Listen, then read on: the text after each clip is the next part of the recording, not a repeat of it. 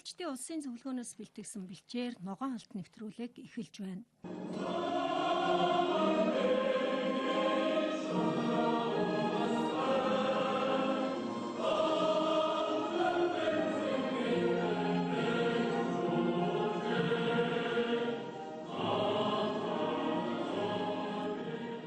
Мал аж ахуйн салбарыг өнөөдөр өрхийн үйлдвэрлэл гэсэн явцсан ойлголтоос салах хэрэгтэй болчиход байгаамаа. Хэрвээ мал аж ахуйн салбарыг үйлдвэр гэж үзэх юм бол малчин өөрөө ажиллах хүчин. За ажиллах орчин өөрөө бэлчээр. Харин гол түүхийд нь мал аж ахуй, мал сүрэг. За яг ийм нөхцөлд хичнээн малтай, малчинтай байлаа гэж орчин байхгүй бол энэ үйлдвэрлэл амжилтанд хүрэхгүй. Тэгвэл тэргүүний малчдын энэ удаагийн зөвлөгөөнөөр хамгийн их анхаарал татаж ярьсан сэдэв бол бэлчээр түүнийг хамгаалах, өөрөөр хэлбэл ногоон алтыг хамгаалснаар ирээдүйд мал аж ахуйн салбар эдийн засгийн илүү бүтээмжтэй ажиллана гэдгийг хэлж байлаа. Хал үзэж, халуун чулуугийн долоож яваа хашир малчдын үг, тэрийн бодлого шийдвэр тусаж хэмээн амьдрал дээр хэрэгжүүлэхэд төхөнтэй шийдвэр хуульд өрөхөд тустай. Эхлээд 40 өдрийг өнөөдөртэй харьцуулъя. Мал сүрэг нэгдлийн буюу нийтийн өмч байлаа. Тэр үед манай улсын нийт хүн амын талаас илүү хувь нь хөдөө амьдарч, мал сүргийн тоо толгой ердөө 10 гаруйхан сая байсан. Улсын эдийн засгийн гол хөдөлгөгч хүч нь мал аж ахуй байсан тул энэ салбарыг хөгжүүлэхийн тулд нэгдэлд ажиллах малчин, зоотехникч, малын эмч, худаг ус барих, бүр малын тэжээл хадлан бэлтгэх ажилч гэсэн төрийн бодлогын төвд байж ирсэн. Харин 1992 оноос малыг хувьд шилжүүлсэн. Гарсан өөрчлөлт нь нүдэн дээр илт. Өнөөдөр мал сүргийн тоо толгой 56 саяд хүрч, малчдын тоо ч гэсэн 247 мянга болж өссөн. Манай улсын эдийн засаг дуулуурхайн салбар тэргүүлэх ач холбогдолтой байсан үе саяхан. Гэтэл өнөөдөр сүүлийн 3 жилийн хугацаанд гэхэд уулуурхай түүнээс гарсан түүхийн эдийн үн ханш 2.5 дахин унчаад байна. За тэгвэл эдийн засгийн энэ сул орон зайг нөхөх, эдийн засгийг солонгоруулах хамгийн боломжтой салбарыг өнөөдөр хөдөө аж ахуйн салбар гэж тооцоолж байна. Манай улсын дотоодын нийт бүтээгдэхүүний ойролцоогоор 20%-ийг хөдөө аж ахуйн салбар дангаараа үйлдвэрлэж байгаа. За энэ 20%-ийн 88% нь мал аж ахуйн салбарт өнөөдөр ногдож байна. Тэгвэл эдийн засгийн тэргүүлэх салбар болохын тулд шийдэх асуудал, хийх ажил их байна. Мал аж ахуйг нэг том үйлдвэр гэж үзвэл малчин ажиллах хүч, малын түүхийд, харин ажиллах орчин бэлчээр. Бид энэ удаад ажиллах орчин болсон бэлчээрийн талаар түлхүү хөндөх болно.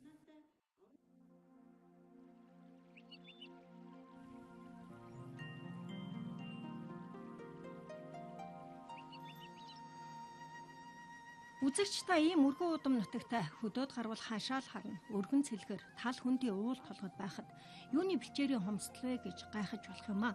Гэтэл зуны амралтаараа хэсхэн зур хажуугаар нь дахиад өнгөрөхөд нүд сэтгэл баясгах тэр сайхан тал газарт малыг байнга эргэлэн адгуулж болохгүй. Болохгүй гэж хэлсний гол шалтгаан тэнд ус байхгүй, гол горих булаг шанд байхгүй. Зөвхөн үлдээ орох цас зуны борооноор өв сургамлал нь тэтгэгдэж урагдаг. Өв сургамлагын шүтээд энд малаа маллах гэвэл хүн зуны амны уснаас эхлээд малаа яаж ундалж услах вэ гэдэг хамгийн төвхтэй асуудал шийдэхэд бэрх асуудал болоод байна. Ингээ малчид одоо байгаа гол мөрөн горхиндоо захирагдаж малаа бэлчээж байна. Бэлчээр бол их далхалгдж байна. За тэр тийм учраас энэ усны хайгуул энэ төр хийхээсээ улдаар алт нүүрсний хайгуул их хийдэг юм шиг байна. Манай төр засаг тиймэрхүү ажлыг их том байгуулж байгаа шиг байна. За тэгэхээр зэрэг энэ усны хайгуул хийж усгүй газараа бид нэр усчуулах юм бол манай Монголын нутаг уудам шүү дээ. Малаан бол хаач одоо оторлоод бэлчээрээ ашиглаад явах боломж бол байна гэж би хувьдаа үздэг юм. За тэр эзэмшиж байгаа нутаг өвөлж хаварж байгаа нутгийг бол яг малчид бол орон нутгаа бол хайрлаж хамгаалах хэрэгтэй, эзэмших хэрэгтэй, энэ бол заавал одоо тэр хууль эрх зүйн акт бол байх ёстой зүйл гэж ингэж бодож байна. Үүнийг яаж шийдэх вэ? Гарц нь юу ээж болох вэ? Ийм додоо ашиглаж байгаа бэлчээрийг усжуулах, худаг гарах хэрэгтэй. Даанч тэр их мөнгө нь хаана хомсхон. Дараагийн нэг асуудал бол зарим нутаг сүүлийн 10 жил уулуурхайд үнэндээ мал аж ахуй шахагдж байна. Тухайлбал Өмнөговь аймагт Алцэс нүүрс олборлох нь сайхан. Гэвч угаасаа ус чамдман эрдэнэ болсон энэ нутагт байгаа балхахын усаараа нүүрсээ угааж гол горхио ширгээх нь зөв.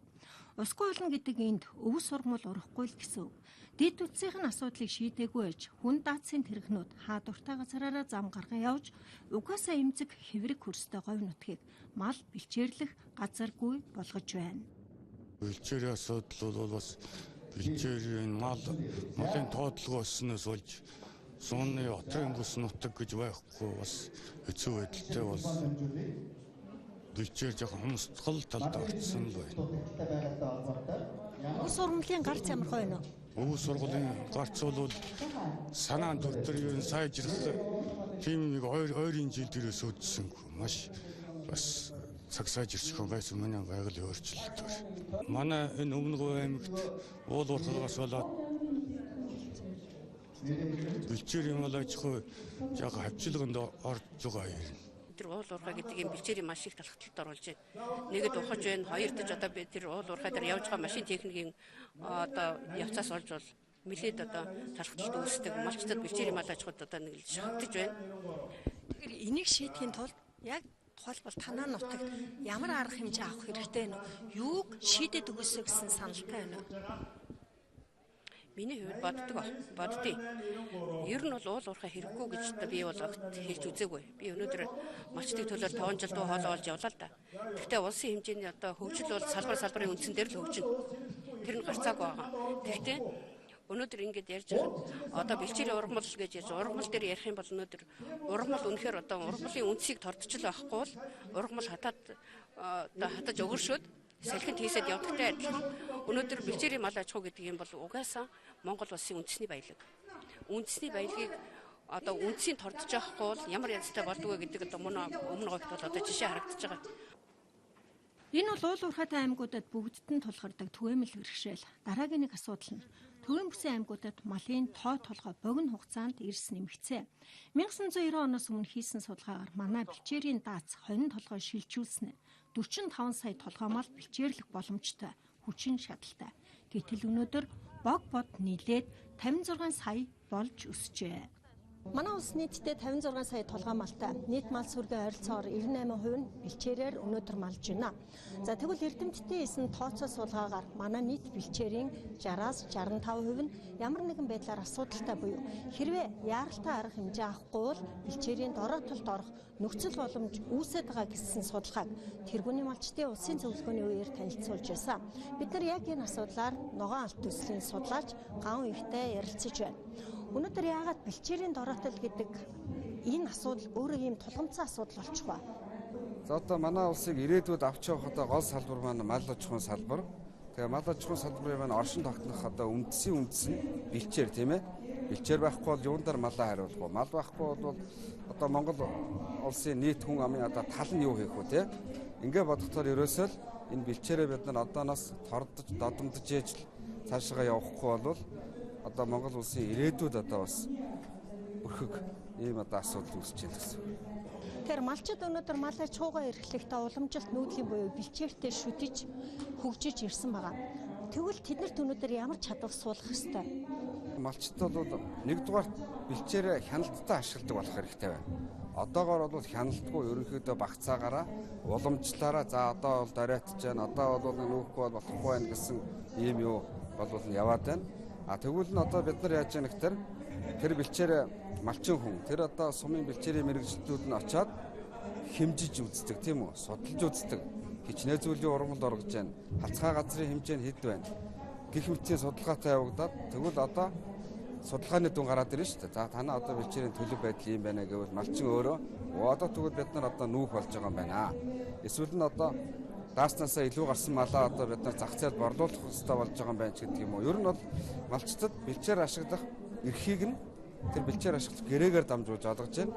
Гэхдээ малчин нэг л одоо үүрэг хүлээх хэрэгтэй. Тэр нь бэлчээрийнхаа одоогийн энэ төлөв байдал, одоогийн төвшнийг барьж байх, энээс цааш нь дарайтуулахгүй байх, улам сэргээн сайжруулах.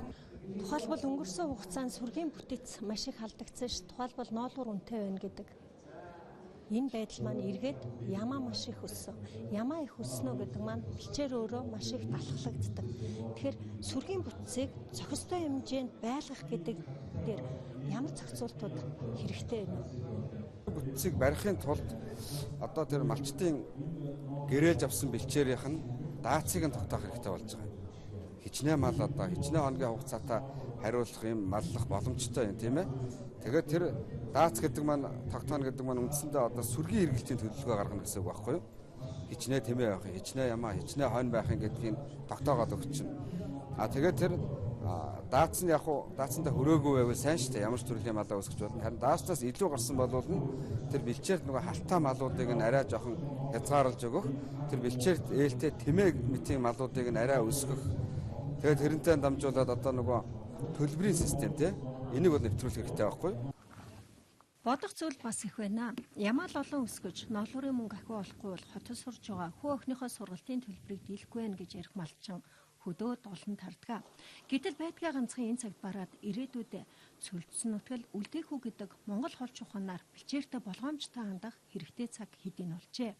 Хамгийн сүүлд хийсэн судалгаагаар цөлжилт говийн аймагуудаас гадна төвийн бүсийн аймагуудад асар хурдцтай явагдаж байна.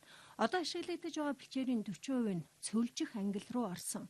Хамгийн санаа зовоож байгаа нь устай болгохтой газраа хит олноороо нутаглах болсноор бэлчээрийн дороотол үүсэд байна. Булгаа тойрол үсийг нийцчих юм бол ингээд өвс хэдэн жилдээ ургахгүй. Тийм учраас одоо худгаас одоо хэдэн километр байх хэвээр юм, булгаас хэдэн километр хол байх хэвээр юм гэдгийг одоо малчтай өөртөө ухамсарлах хэвээр. Дээрээс нь булаг уснасаа хэдэн километр хол буух хэвээр гэдэг төр засгаас нь тэр хуулийг зохицуулж өгөх хэвээр. Ер нь их ширэгж байгаа шүү. Жижиг голууд бол ерөөсөө ширгэж байхгүй болж байгаа. Тэгээд бэлчээр одоо даац муудлаа гээд бэлчээртэй газараа явахтай ганц зэрэг ус байдгүй. Тий, тэгэл ерөөсөө малынхаа цөөлж малынхаа чанарыг л сайжруулж л одоо тэгжил бэлчээрээ яах ахтай юм. Малчид бол ерөөсөө олон буудалс хилдэг. Нэг газараа л байгаад байдаг. Хаварж өвөлжчөөл хаваржааны орхон байж байдаг. Хаваржааны хөлд буучаал тэн дээрээ цусаал намаржаал эргээл өвөлжөнд буугаад ингээд тахалчдаг ерөөсөө. Тий, тэгтээ зэрэг ойр орхон буудалс хилгээд байвал бас арай тахлахгүй юм уу гэж боддоо шүү дээ. Энэ бол амьдрал дээр байгаа бодит байдал. Бэлчээр уул уурхай хит олон толгой мал бэлчээр нутгаа хайрлан хамгаалах Монгол уламжил зан үйл алдагдсан гээд олон хүчин зүйлсээс бэлчээрийн хомсдол шалтгаалж байна. Бэлчээрийн дороотол нөлөөлж байгаа хүчин зүйлсийг дотор нь хоёр хувааж болно. За үүний нэг нь хүний хүчин зүйлс, за нөгөө хоёр дахь зүйл нь бол биднээс үл хамаарах байгаль дэлхийн цаг ураас шалтгаалж байгаа. За байгаль дэлхий гэдэгт өнөөдөр байгалийн дулаарал, дээрээс нь цөлжилт, ус гол мөрөн ширгэж байгаа гэд олон зүйлийг энд оруулж байна. Харин хүний хүчин зүйлээс нөлөөлж байгаа зүйлсийг бид нар өөрсдөө зохицуулах боломжтой. Яг энэ асуудалд бид нар өнөөдөр уул уурхайн цогсгүй үйлдвэрлэл, дээрээс нь нөхөн сэргээлтийг огт хийж чадахгүй байгаа.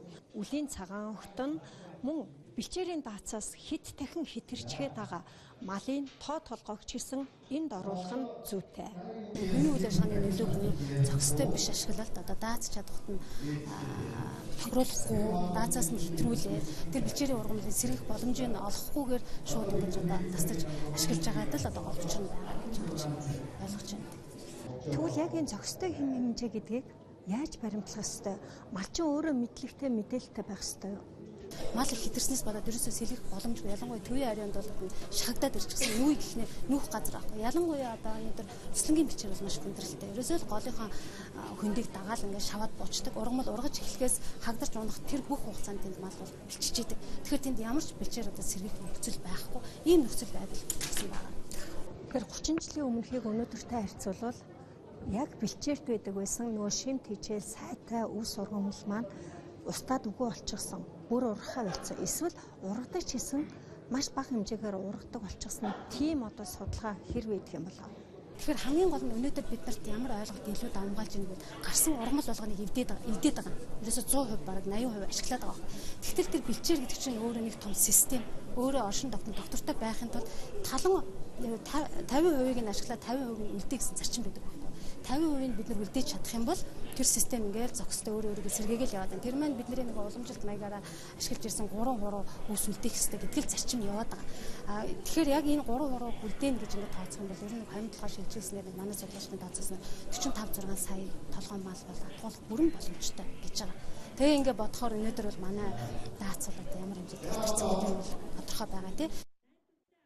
Тэгвэл тэргүүний малчдын улсын зөвлөгөөний үеэр ногоон алт хэмээн өргөмжилсэн бэлчээр маань үнэхээр хомсдоод ургамлынхын төрөл зүйлд ядуураад байгаа юм бол Хуучин төвшөнд нь хүртэл сэргээж чаддгүй махад одоо байгаа хэмжээнээс нь дордуулгүй авч үлдэх ямар боломж байна вэ гэдгийг малчдыг өөрсдийг нь оролцуулан хилцүүлэг хэлбэрээр салбар хуралдаан зохион байгууллаа. Энд үг хэлсэн бүх малчин бэлчээр ялангуяа зуншлын бэлчээр хүндхэн байгаа гэдгийг хүлээн зөвшөөрч байна.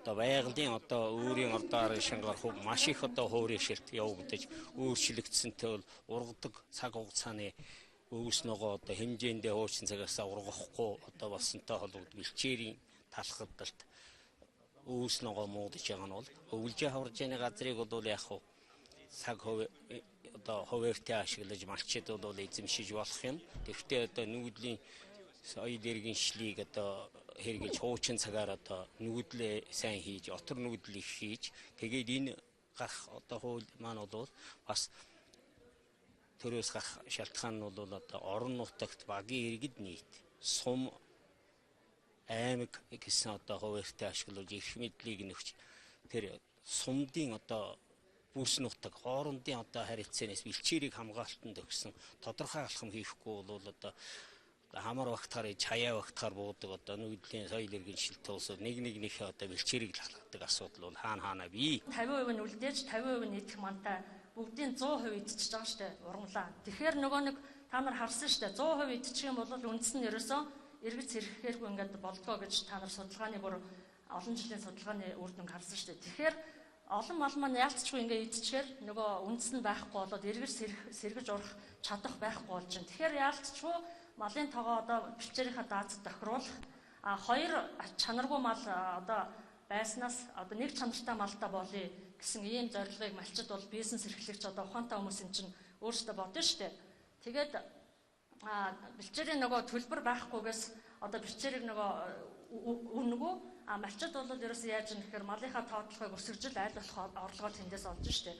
Тэгэхээр хэрвээ одоо бэлчээр бас ингээд тодорхой төлбөртэй болох юм бол тэр төлбөрт нь зохицуулаад малчид араа бизнес эрхлэгч чинь араа өөрөөр бодож сэтгэж эхлэн тэ. За би энд яаж дасан зохицож одоо мал аж ахуйгаа илүү одоо ухаалгаар хөтөлж явах вэ гэдгээ бол бодож эхлэн штэ. Мөн энэ үеэр манайхтай ижил төстэй байгаль цагууртай улс орнууд бэлчээрийн асуудлыг яаж зохицуулдаг тухай эрдэмтдийн санаа оногч гэсэн сонслоо. Жилээс жилд байгаль цагуурын аашааг өөрчлөгдөж, савл хийгэл салхишуурагдагдаж, эсвэл дулаарл сүлжүүлэлт гэдэг үг яг л нэг утгатай сонсогдох болжээ. Өнгөрсөн жил ихэд Төвийн аймагуудаар хөрсөн тэр 63 им хүртэл халж, хадланд хичээл бэлтгэх боломж хумсхан байсан. Арай ихэд тэнгэр хангаа бороохур хайрлж, одоо л цаг дэлгэнхэн гэтэл шөндөө хүтрээд хүн малгүй цотруухан цэнсэн.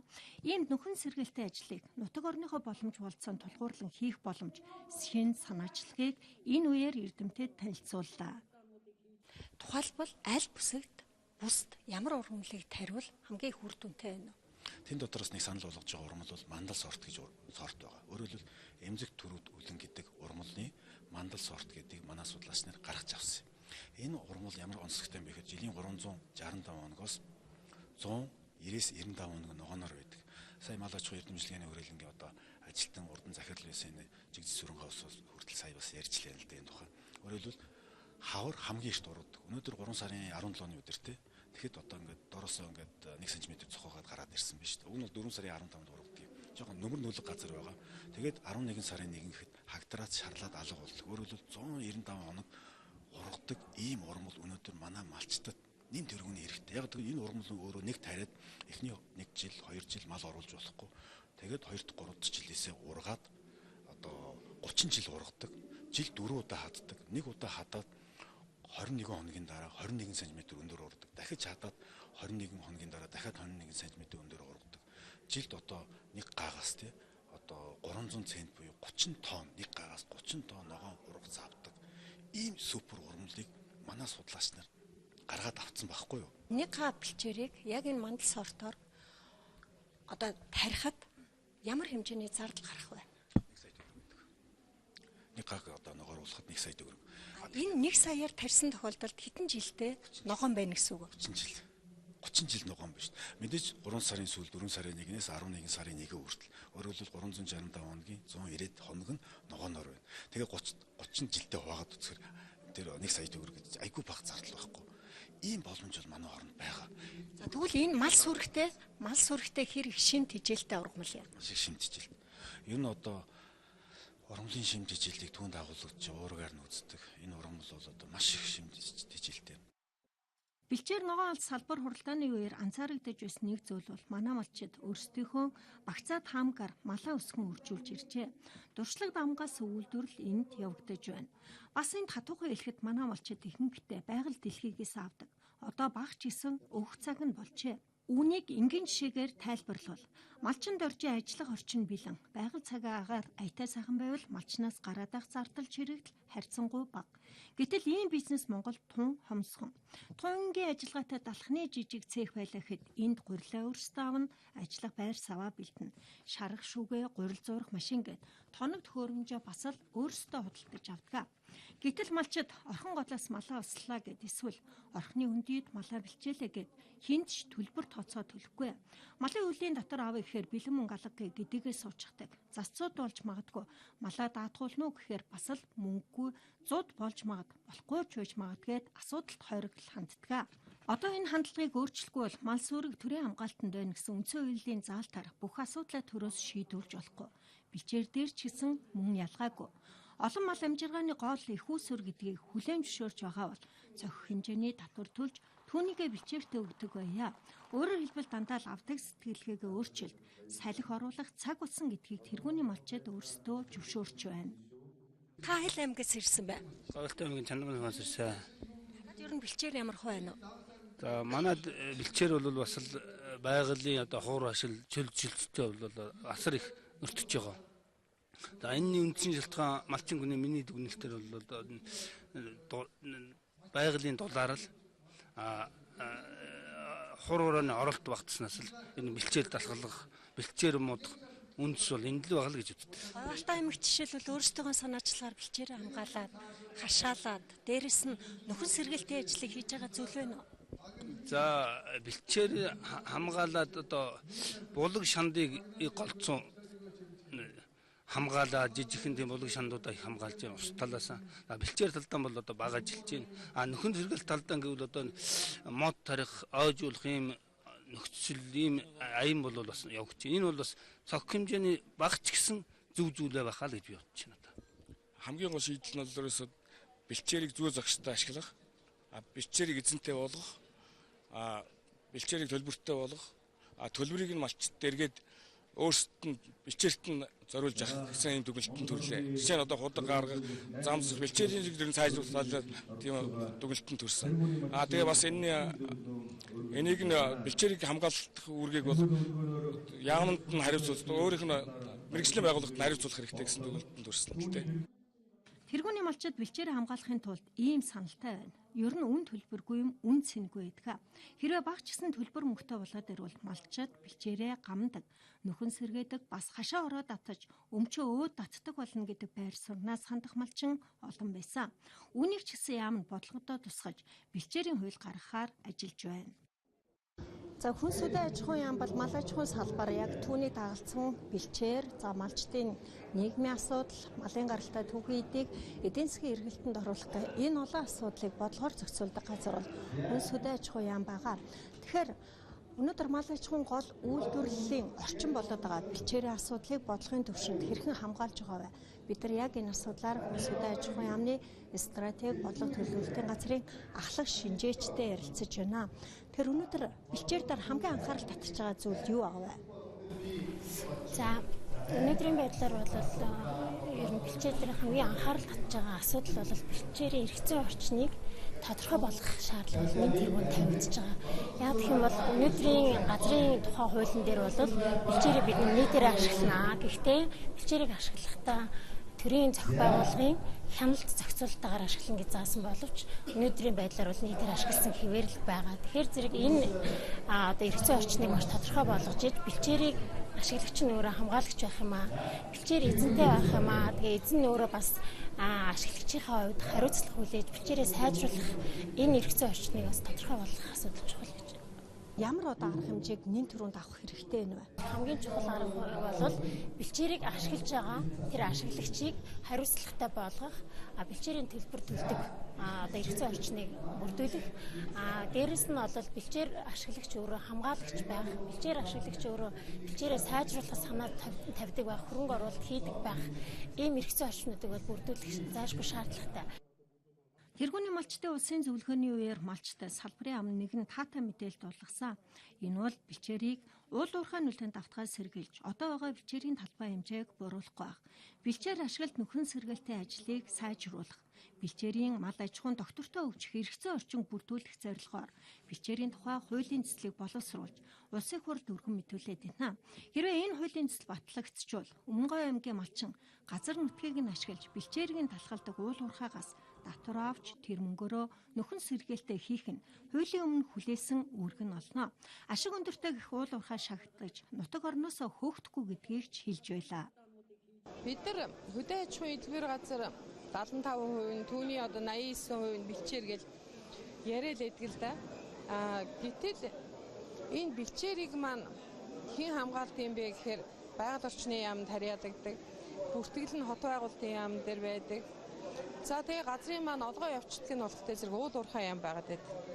Гэтэл хүнс хөдөө аж ахуйн яам дээр болохоор газар ашиглах одоо малчт нь ашиглаад явдаг ийм л байдалтай байгаад байдаг. Энийг болио ер нь бол малаа ашиглаж байгаа нь өөрөө хамгаалдаг бай, хариуцдаг бай, нөхөн сэргээдэг бай гэсэн энэ агуулгаар бэлчээрийнхээ хуулийг хий. Энэ дээр орон нутаг ямар байх юм? Бэлчээрийн хураамж байх уу? Хураамжаа буцаад эргээд орон нутагт байгаа малчт маань өөрсдөө дундаа багийн нийтийн хурлаараа энэ асуудлаа шийдээд одоо бэлчээрийн нөхөн сэргээх зориулаад, бэлчээртэй худаг ус гаргахтан зориулаад, үлийн цагаан хотонтой тэмцэх зориулаад гээд эргээд энэ мөнгөө зориулдаг бодоод ямар уу? Малчид маань өөрсдөө үе үеэр амьдарч ирсэн за энэ одоо мал аж ахуйгаа эрхэж явсан газрыгаа нэг л мэдхэд энэ уул уурхайд өгсөн, лицензд өгсөн энэ байдлыг тасан зогсооё.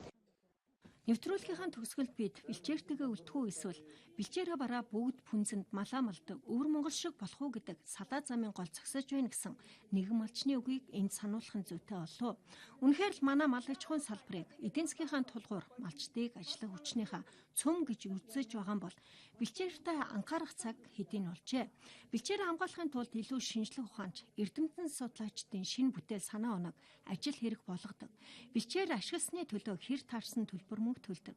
Хэн нэгэн мөнгөтэй гадны нөхөр уул уурхайг хөгжүүлнэ гэдэг нэрээр газар шороог нь сэндийлээд байгаа жоохон гол горхийг нь ширгээгээд улаанаар нь эргүүлээ гараа явчихдаггүй бах тэр нөхцөлийг нь хуулиар хааж зохицуулдаг байх ёстой. Тэр энэ үүргээ биелүүлэхээр малчин таны үгийг санаа бодлыг сонсож зөвлөлдөө.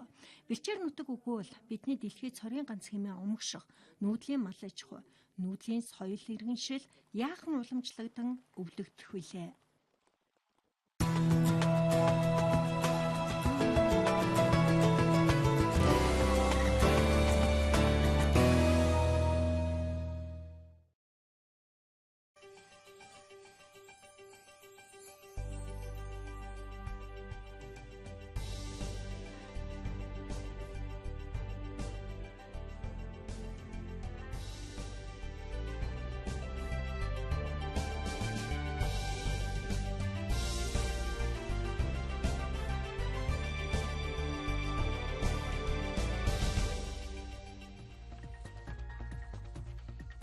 Баримтэрхүү үзэгчтэй та бүхний шинэ 7 хоногийн ажил үйлсэд амжилт хүсье. Монголын нийтийн сувг даваа гарагийн цагийн урт мэдээлэл хөтөлбөрөөр танилцуулж байна. Манай сайн санга эдийн засгийн эргэлтэнд оруулж жилдээ 150 гаруй тэрбум төгрөг олох боломж байгаа гэж мэргэжилтнүүд тогтоосон байгаа. За манай орны нийт ойн сангийн 3/1 нь хөгшөрсөн нас гүйцсэн мод байдаг байна. Тиймээс ойг эдийн засгийн эргэлтэнд оруулах саналыг байгаль орчин ногоо хөгжил аялал жуулчлалын яамныхан улсын их хурлд судалтай намын удирдлагуудад хүргүүлсэн байна. Өнгөрсөн 3 жилийн хугацаанд манай улс Герман улсын засгийн газрын дэмжлэгтэйгээр ойн тооллогыг өргөн хүрээнд хийсэн. Өмнө нь ердөө 2-3 аймгаар нь тоолдог байсан бол энэ тооллогоор нутгийн хойд хэсгийн тайгын 12.5 сая га газрыг хамруулсан. За энэ нь Монгол орны нийт нутаг дэвсгэрийн 45.6